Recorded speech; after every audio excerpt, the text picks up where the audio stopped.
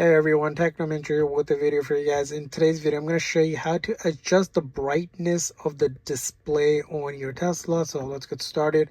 So this is going to be really simple and easy to do. First thing is you're going to click on that car icon right here, and that's going to bring up the menu here. You're going to be in the control section, and right here is where you can control the brightness setting for your screen. As you can see here, you can set it to have it auto or adjust it manually as you like. So this is the brightest, and then you can go down in brightness. So you can do whatever that is.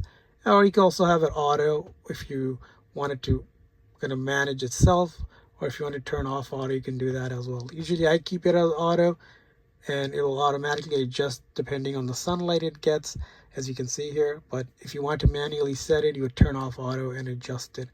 So that's how you can adjust the brightness on your screen on your Tesla. I hope this video is helpful. If so, please consider the like and subscribe button for more tips and tricks for your Tesla. We'll see you guys next time.